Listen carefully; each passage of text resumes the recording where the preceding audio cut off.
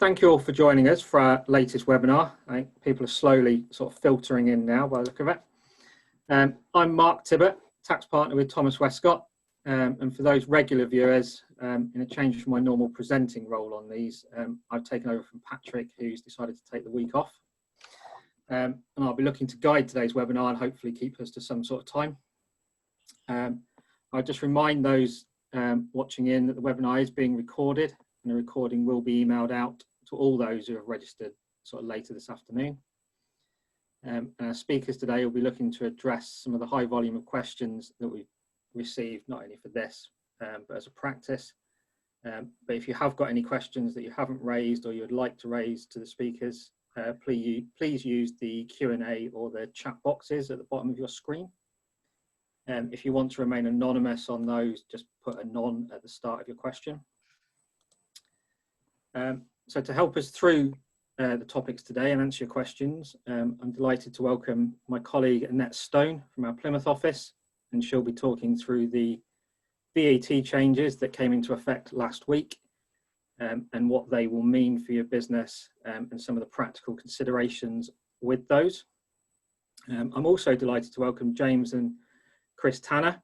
For those who are not aware of them or come across them, they've been working in the restaurant and hospitality industry for over 20 years. And amongst other work on TV and catering events, somehow found time to open and run one of the leading gastro pubs in the UK, the Kentish Hare down in the southeast, as well as the Barbican Kitchen in the heart of Plymouth. They'll be talking through from their perspective how reopening has gone in the southeast, what they've learned from that, and how they're building up to reopening the Barbican Kitchen next week. Before I look to hand over to Annette, there are a couple of other changes that it's worth just mentioning and quickly running through. So aimed specifically at the cafes, restaurants, food serving pubs, the government introduced the Eat Out to Help Out scheme that kicks in from the 3rd of August and applies all the way through to the end of August. And it's there to effectively allow those establishments that are serving food on premises to offer a 50% discount on purchases up to a maximum of £10 per head on all food and beverages, excluding alcoholic beverages. The government really doesn't like alcohol for some reason.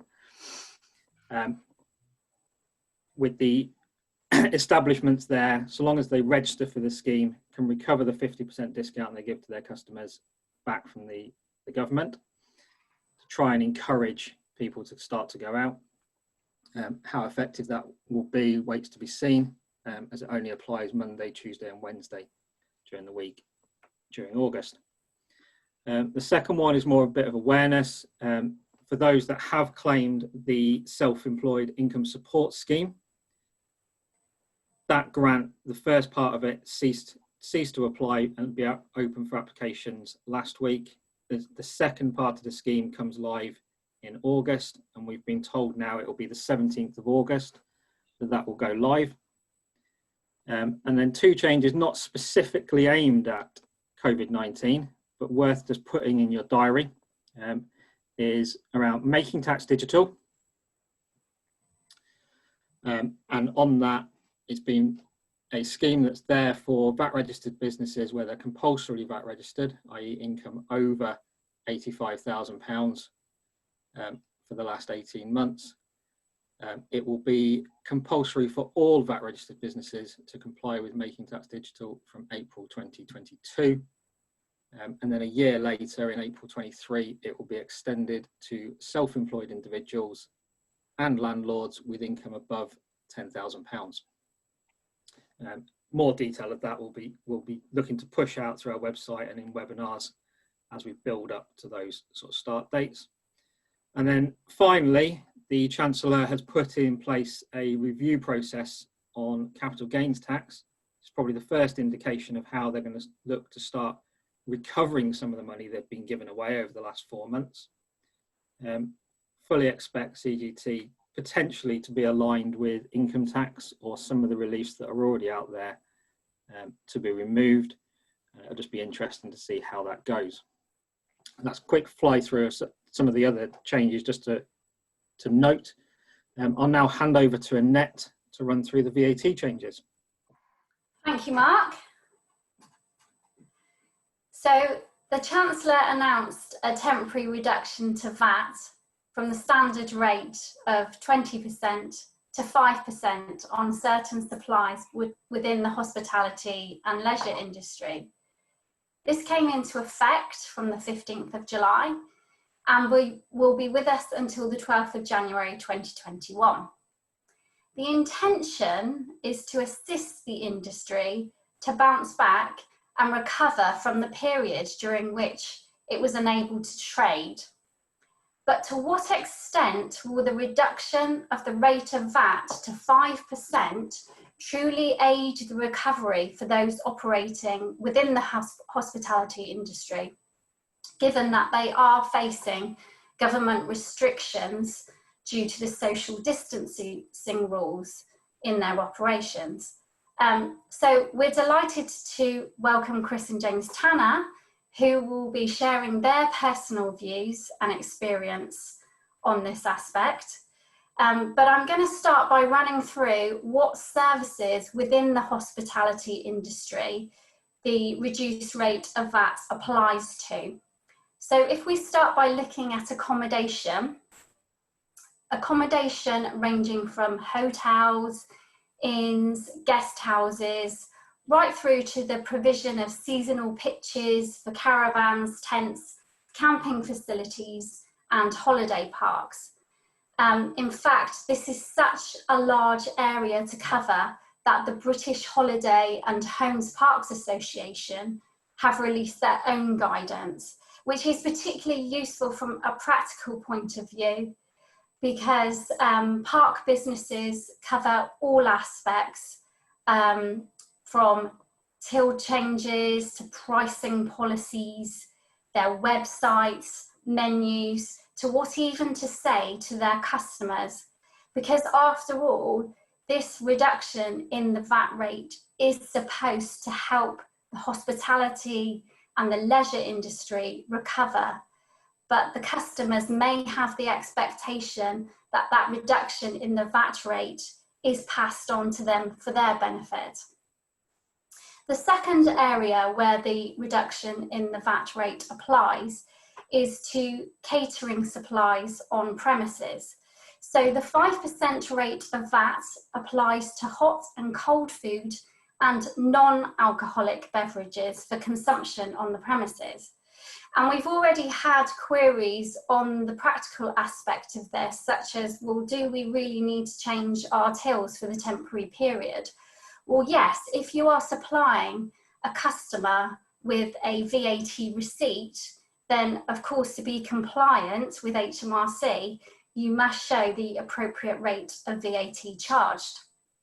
Another query has been where a pub has supplied all standard rated supplies at 20%, never had to show any differentiation between food and wet sales, and particularly between non-alcoholic beverages and alcoholic beverages. Well, now there's a difference between the VAT rate on alcohol and non-alcoholic beverages. So naturally, we need to see the different rates of VAT shown there.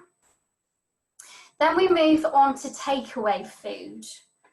Takeaway food from premises. We already have the well-known debate of what's hot or not when deciding which takeaway foods are standard rated. And we do actually have an article on our website to address those particular terms and conditions for zero rated supplies. But we're talking about the reduced rate today.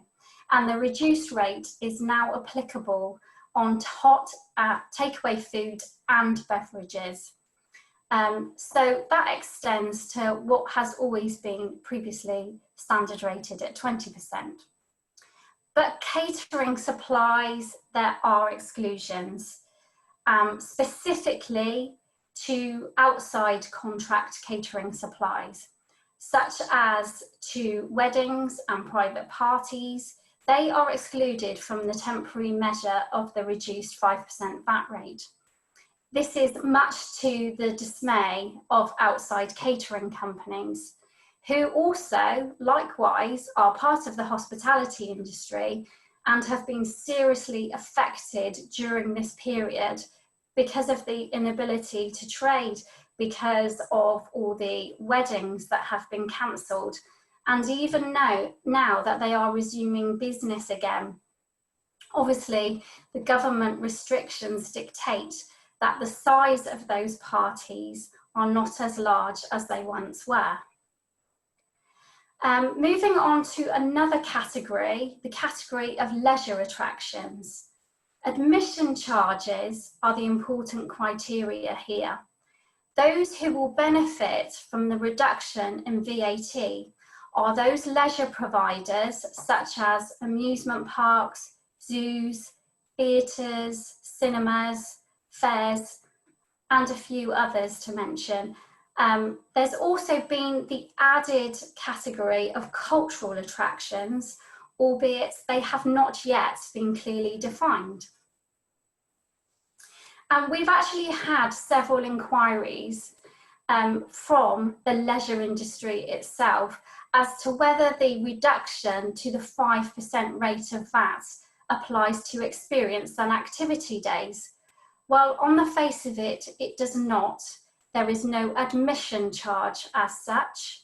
HMRC deem these activities to remain at the 20% standard rate of VAT, unless they can be seen to be a small ancillary supply as part of another reduced rate supply, such as a small feature offered alongside hotel accommodation. But this is a grey area and would need to be looked at on a case-by-case basis. So those are examples of particular services within the hospitality and leisure industry to which the reduction of the rate of VAT to 5% will apply during this temporary period. But then we have the difficulties on deciding when to apply the reduced rate of VAT from an invoice and timing perspective. This comes down to what is known as the tax point for VAT purposes. It's determined by when a payment is received or a VAT notice, an invoice is issued. There are special provisions, however. So if a supply is received after the 15th of July, but a deposit has been paid prior to that date, it is possible, subject to certain terms and conditions, to issue a credit note and a VAT invoice to be re-raised at the lower rate of 5%. But we have to be careful on those particular provisions. Invoicing from a practical point of view, this relies on the application of the basic tax point, the point at which the goods or services are supplied. And this measure is only around temporarily, as we know. If we look at invoicing, we need to determine whether VAT has been stated to be inclusive of VAT, or whether, for an example, an accommodation provides invoices which have the price quoted plus the VAT rate. If you quote a price which is stated inclusive of VAT, for example, if we look at a menu, then it makes no difference to the price that you will be charging as business owners during this temporary period, and your business should benefit. For example, a fixed menu of £30 per head, which is quoted inclusive of VAT prior to the 15th of July 2020. A restaurateur can keep that price at the same level, but benefit post the 15th of July 2020 by the reduction in the rate of VAT. So instead of paying across to HMRC £5 VAT, which is the VAT inclusive charge on a £30 per head menu at standard rated VAT, this will now include VAT at the rate of 5%. So the VAT payable to HMRC drops from £5 to £1.43. And the business owner can keep the £3.57 to aid their business recovery. That is the intention of the reduction in the VAT rate. If the consumer is to benefit, the menu price would obviously reduce to £26.25. However, the business would be earning the same as under the standard rated rules, but the consumer would be saving £3.75. So the key decision for a VAT inclusive quote is whether you reduce your prices or keep them the same in order to assist your business. Where prices are quoted plus VAT, the 5% rate of VAT must be applied to the invoice, and the business owner would be in the same position as pre the 15th of July 2020. We should bear in mind that, as Mark has already mentioned, consumers will benefit from the voucher scheme which is being introduced for the month of August. And this should encourage the consumer to spend money within the hospitality industry, whilst also benefiting themselves by the discount vouchers. Other VAT considerations to mention, when referring back to the provision of accommodation and seasonal pitches, these are often supplied under what is known as a continuous supply of VAT. So because throughout the year up until July, they've been supplied at 20% standard rate, this will now be adjusted to take into account the 5% rate of VAT. So the appropriate adjustment on a continuous supply for VAT purposes will be made. There are other businesses who operate under what is known as a flat rate VAT scheme. And because HMRC have already reduced the flat rate percentage from 12.5% to 4.5%, this takes into account the reduction of the VAT rate during this period. So on a positive note, unless HMRC introduce anti-forestalling provisions, the 5% VAT rate will apply to payments received and VAT invoices issued prior to the 12th of January 2021, even if the supply of a meal or accommodation, for example, does not take place until after the 12th of January, at which point it will revert to the standard rate of 20% VAT. Well, thank you for listening to that brief summary on the services which are included within this temporary measure. And I hope it starts to begin to explain that there are practical aspects that really do need to be considered, and particularly when looking at invoicing, perhaps credit notes, and also taking that decision as to whom should be benefiting from the reduced rate. Okay, thanks, Annette. One question coming up from that, you sort of covered off if money is received pre-12th of January, but the supply occurs afterwards. Yes. What would the position be if the supply occurred before the 12th of January and you'd raised the invoice? Yeah. But for whatever reason, there is a considerable delay in getting paid for it, so you don't get paid until after the 12th of January? Well, then we have to look back to the tax point, and the tax point was when the rate was at 5% rate of VAT. So that late payment will still be payable at that rate of VAT at 5%. Thank you. Well, thanks for that. And possibly now on a slightly lighter note, we'll go over to James and Chris, and maybe move away a little bit from VAT. Yeah. And James and Chris, I'll leave it to you as to which one wants to answer this.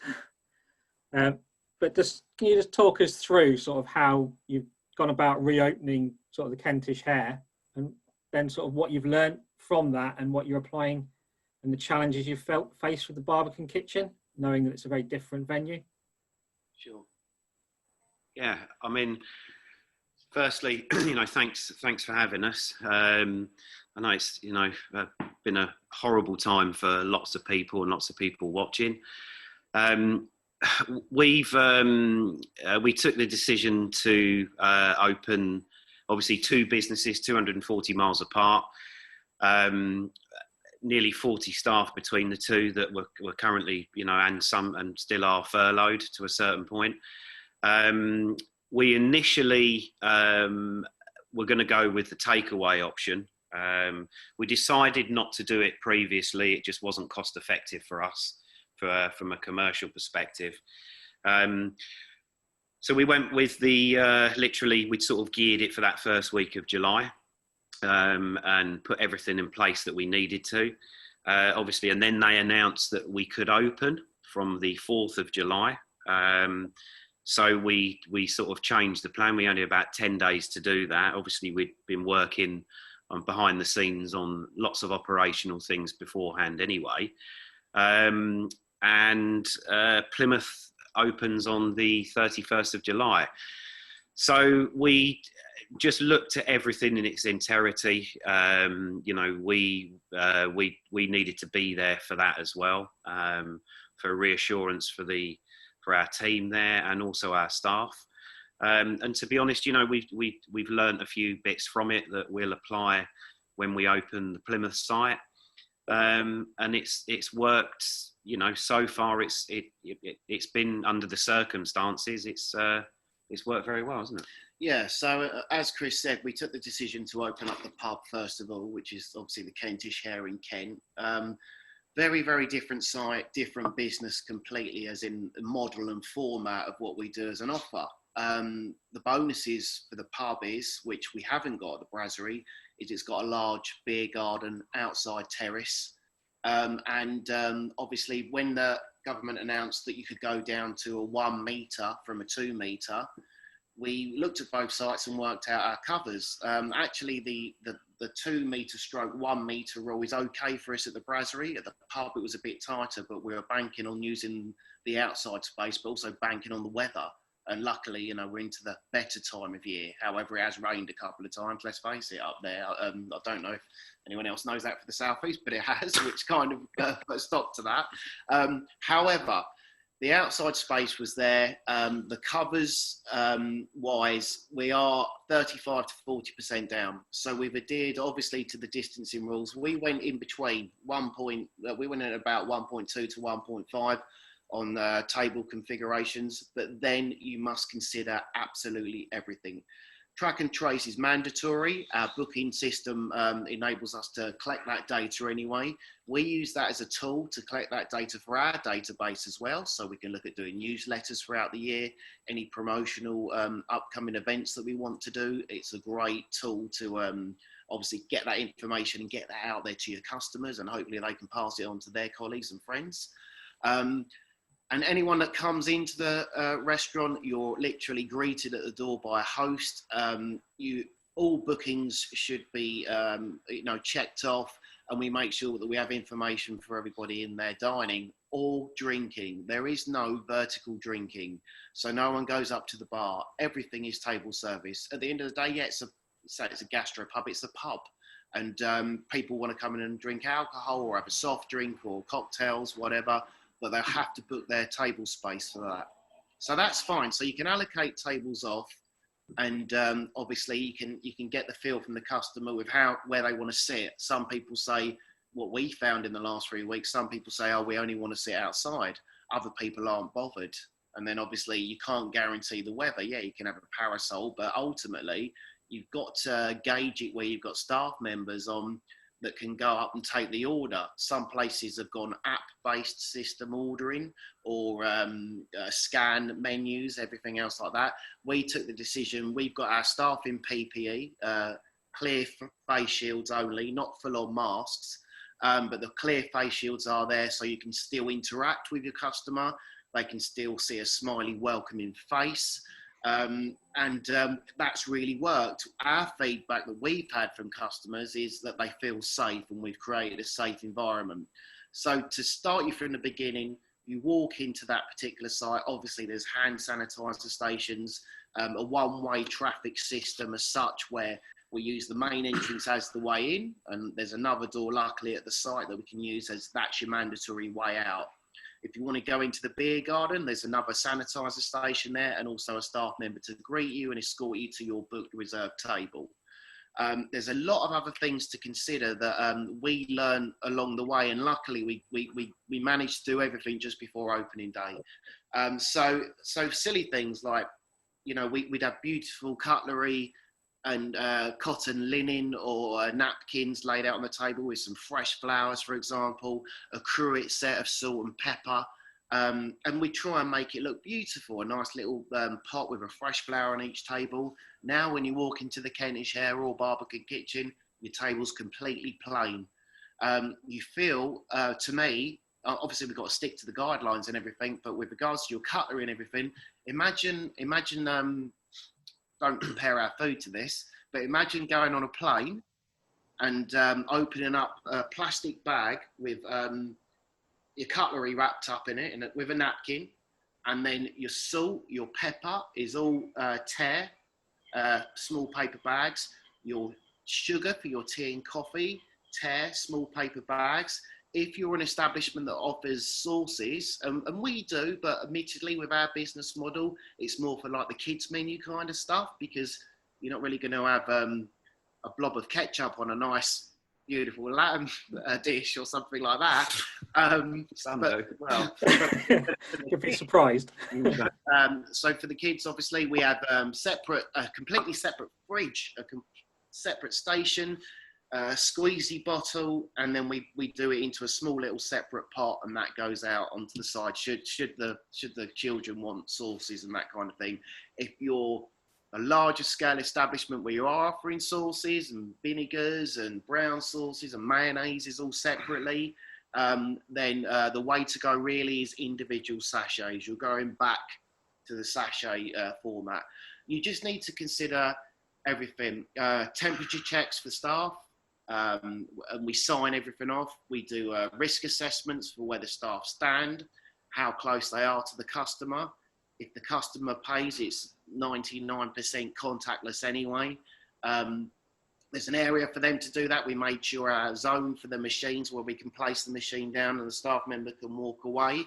We're not acting like, oh, you've got the lurgy or anything like that, but it's just being pretty, you know, to the T and straightforward with it all, but also respecting the customer's space and area as well. And these are the actions that we've taken in place. I mean, you know, we're super clean sites the way we worked anyway.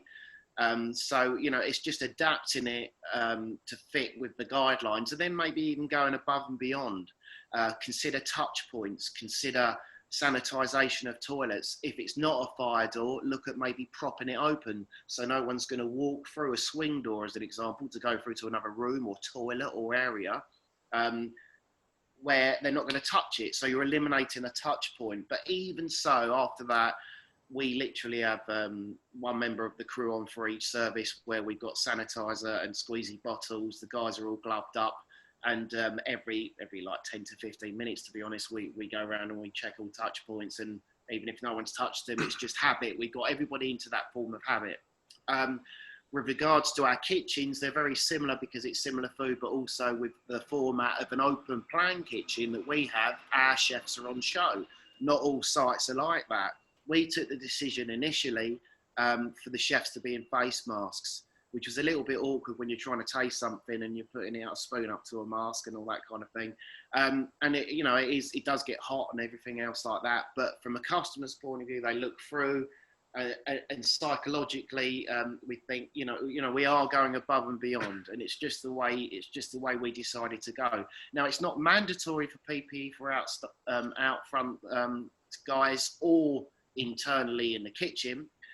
We work with a separate company up in Kent, as an example, that does PR and promotion for over 45 restaurant sites. We're the only ones doing it. Now, my answer was, you know, we can always stop that, or maybe it's not a bad thing, but the main thing is on our comments that have gone out on Res Diary system where you can comment, or on the TripAdvisor comments, for example, is we felt safe and we felt it was well thought out. So, you know, the lot of work that we did behind the scenes and all the paperwork we do to back it up as well to present, you know, we feel we feel we've gone about it the right way. This pandemic isn't going to go away. We've all got to live with this for quite some time to come. So, you know, start as you mean to go on with it. It's not easy. No one gives you a book on how to do it all, but stick to those guidelines and look how you can adjust them to your site. And that's where it brings us on to the brasserie. There's a reason why we didn't open the brasserie straight away. Shared staircase, shared entrance, shared toilets with the cocktail bar next door and the visitor centre. No outside seating. So that's why we thought, okay, let's go in with the Kent operation first. However, coming back now to where we sat now in the brasserie, and myself and Chris are doing a bit of a refurb on it all now. Also, though, we've used our time here to work with the guys at Plymouth Gin, who've been absolutely fantastic. You'll see your Met Bar host downstairs, even if you just come up to use their facilities at the shop now. There's already sanitised stations in place. We've got a roster worked out between us all for touch points, toilets, meet and greet, how the bar's going to work with us in conjunction. And so this site remembers like 3 businesses in one building. So completely different to our other site. But it's great to have people with a big company that they've got, basically, they want to go the route. We want to take this business as well. So that's what we've been doing, and this is how we're moving forward. Obviously, yes, it's very uncertain times. Cover counts have completely changed here. We've gone from 100 cover brasserie to about 60, 68. We've worked it out. I'm just hoping we can actually get some bums on seats, and consumer confidence as well. I'm sure that's going to lead into another question. I'm probably rambling on too much, so let's... Nice. Waiting for it. One of the questions that's come in, just looking at that, is, you know, you said you already historically were collecting data, so the test and trace information that you needed to collect hasn't been too difficult. I take it you've not had any negative issues trying to get people's names and contact details? No, not at all. And honestly, if we had any negativity, then they wouldn't be able to make a reservation. I mean, you know, some of the onus is on us, you know, up to parties of, you know, 6 from 2 households or the bubble. As long as we've got the name of the lead booking, then that's fine. But we've got as some people don't want to give details, but to be honest, we've not initially had an issue with it whatsoever. And I would really strongly advise that you know, I know it's difficult, but get those booking details, because you know what they're like. EHO are going to be all over us. You know, they're going to come in and see the risk. They're going to want everything, you know. So for something as simplistic as a person's name and a contact telephone number, how long does that take to do? Or email, you know, or email. And if you can use it through your booking system anyway, the customer would need to put that in, and you know, turn that round where you can use that as an advantage and look at it for your own database as well for in the future for marketing. Okay, and just sort of looking at it from the other side, you mentioned that you'd taken advantage of the furlough scheme, especially in the earlier months where you were forced to close. Yeah. Have you had any issues with staff and trying to bring them back in, and concerns there? No, none at all. No, none whatsoever. I mean, if any, you know, we've actually been recruiting up in Kent for we had sort of 2 or 3 positions available. Obviously, you know, there's unfortunately some people have been made redundant. I think there's probably a few more to come as well, if I'm totally honest with you. you know, it's been notorious. You know, we're fortunate. We've got staff that have been with us a long time. Some, you know, 15 years, 12 years, 10 years. You know, there's been a shortage of chefs, if you like. We found up in the southeast, only at the junior end, to be honest, and nothing particularly major. It's just, you know, there's not many of them going around. It's a notoriously difficult industry. It's hard. You work evenings, you work weekends. That's part of it. You know, we're a nighttime economy as well. So, you know, we've noticed a difference in that. However, you know, honestly, we've had so many CVs through at both sites over the last 2, 3, 4, 5+ weeks. And everybody's got a different story to tell. Yeah. And obviously, you know, I think the Friday before, on the 3rd, before we opened on the Saturday, I mean, the interview process, we had about 8 or 9 interviews, and every single, I mean, it was honestly, it's pretty heartbreaking, really. You know, some had started new jobs literally in January. Some had been made redundant after 6, 7 years with different companies, and it's horrible. It's horrible. Okay. Yeah, cause it's not a good time for anyone. But just looking then in terms of the support, and obviously you said you've made use of the job retention scheme and furlough and everything. Looking at the VAT rate and that coming down, and do you see that more as something you'll be able to pass on to customers, or more as maybe helping you cover maybe some of the supply cost increases, or covering all the work you've done to be able to open an office? Yeah, exactly.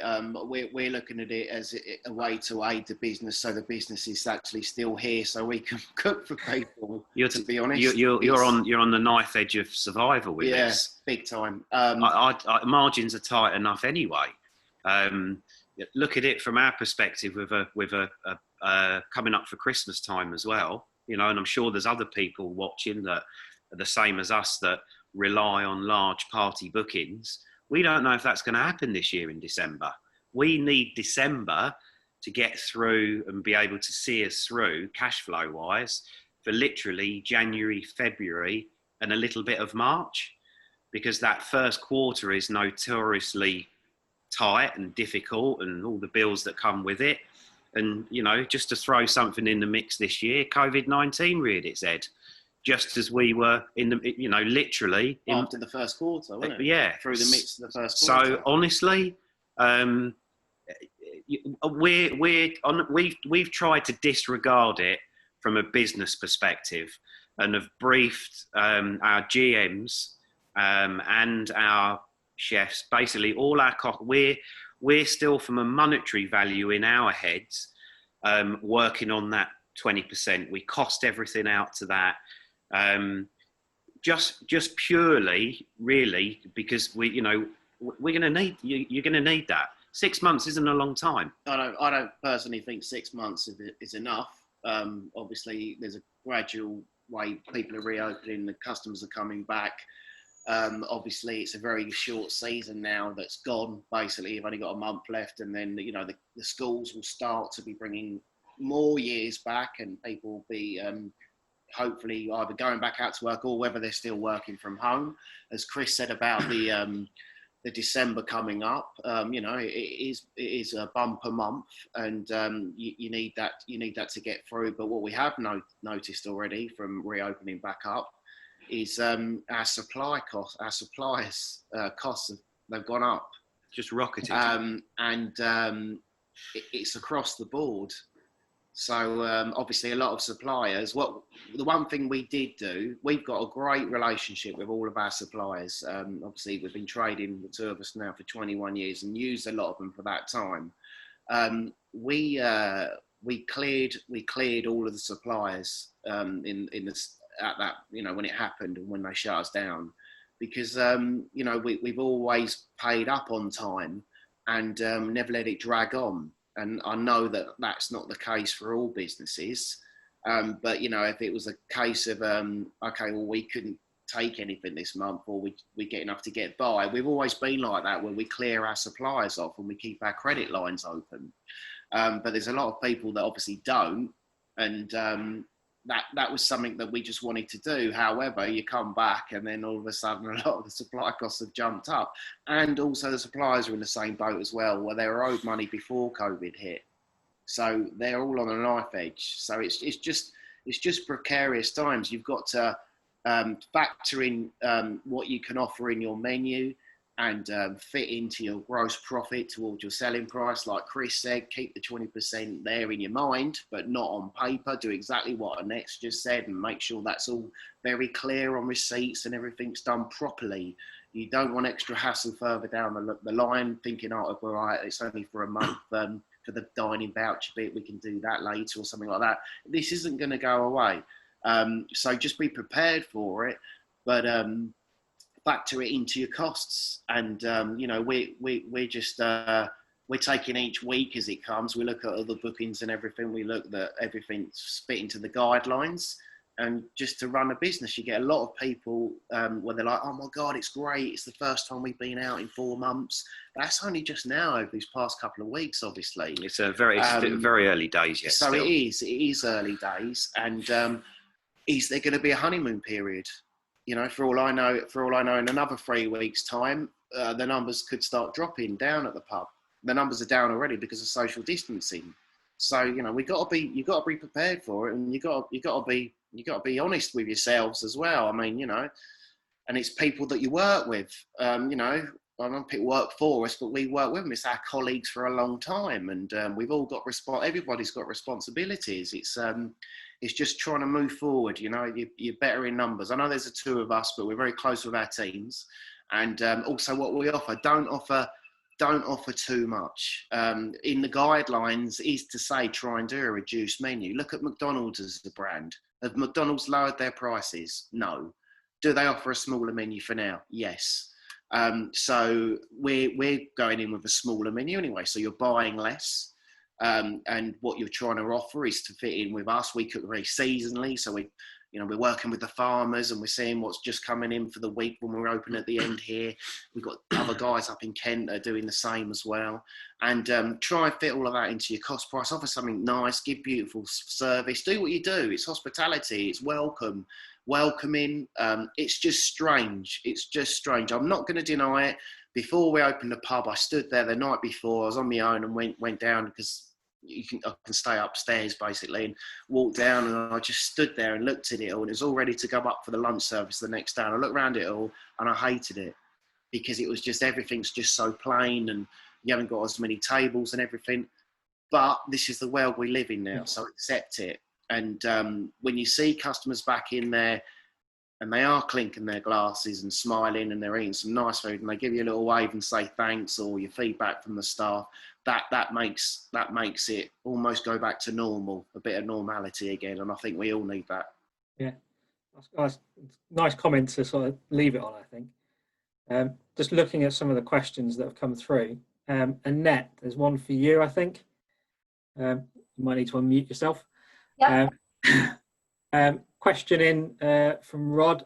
If you've issued receipts of payments rather than VAT invoices for deposits or full payments that actually take place between the 5th and 15th and the 15th of July and the 12th of January, and they've accounted for 20% VAT on those, can they now recover the VAT and apply essentially a 5%? This is actually being covered in the guidance that has been issued by the British Holiday and Homes Parks, because it's one of those areas where they don't ordinarily issue VAT invoices, so they just take the payment. And so the guidance is saying that they can actually, because the service hasn't yet been provided, they can go back and they can benefit from the reduced rate of VAT on that payment. Helps, Rod. I'm just looking at sort of the last one we've got. I think we've sort of covered it off, James and Chris, just to flip back to you. have you had to take advantage of any other the loan schemes or anything that the banks have put out there, or have you sort of tried to get by without those? We've tried to get by without them, but it you know, we like everyone else, we've got fixed costs. So yeah, we've incurred it like everybody else, to be honest. We've not had a choice. If we don't need to dip into it, then we can give it back. That was our mindset with it, because we needed it there for the cushion, because we had no idea how long it was going to go on for. If we don't need to use it, then we won't. But again, time will tell. Like everyone, you know, we've got deferrals on a couple of government taxes. If I'm totally honest with you, you know, we're going to just fight tooth and nail to be able to get through it. And it's been, you know, the furlough scheme was well welcomed, but before that got put in place as well, this is the torment, which I'm sure a lot of other people have gone through. You know, I mean, soon as they made the announcement, avoid pubs and restaurants, you know, it was just like someone turned the tap off. And I think on the Thursday before we closed, we took £49 in Plymouth. And actually they left a £50 tip because they felt sorry for the staff. That was the week of Mother's Day as well. So fortunately we'd left it because we didn't want to buy the stock. You know, and literally overnight numbers just dwindled. I mean, it was just horrendous, absolutely horrendous. We tried to put in place for both our teams a salvage package where we as the business were going to try and sort of do 50-60% of the salary. And literally, you know, we said, look, stick with us for 3 months, but after that 3-month period, it's game over. This was before they obviously announced the furlough and stuff like that. So that was mental torment in itself, especially between obviously two sites, 240 miles apart. I mean, yeah, you just can't. It was horrible, absolutely horrible. Other high-profile guys in London, a lot bigger names, you know, bigger establishments and bigger businesses were, you know, these some of the, you know, the emotional videos that were out on social media where literally they sacked, you know, made their staff redundant because they had to, etc.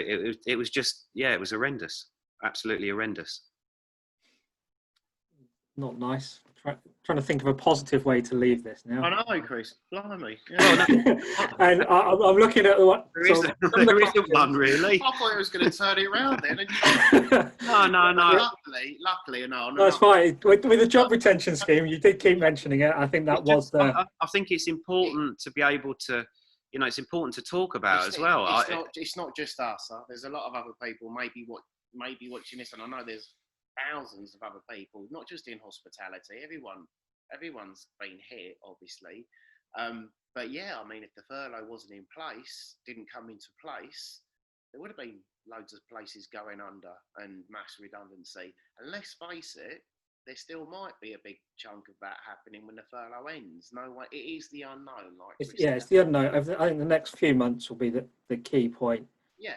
And sort of picking up on in the press as people have opened up, obviously there's been a number of high-profile chefs and restaurant owners talking about no-shows. Yeah. Have you had any? Obviously, you can't comment about Barbican Kitchen, but at the Kentish Hare, have you had any issues with that at all? No, fairly fortunate. No, I mean we've fortunately, I think probably one or two in the last 3 weeks, but numbers do fluctuate. Last Thursday, for example, when we reopen, so we're trading reduced hours there at the moment, Thursday to Sunday, and then in August we open up Wednesdays to obviously Sunday. Yeah, Wednesday to Sunday. But literally last week, I think when we opened literally the doors on the Thursday, we'd lost 12 tables, which was nigh on, I think, nearly 28 people.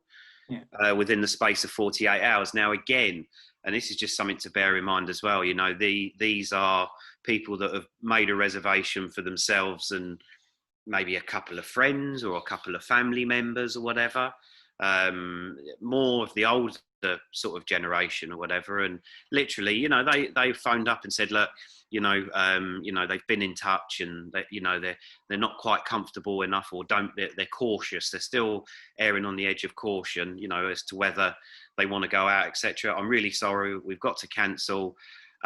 We tried to turn that around, because obviously we do the takeout as well.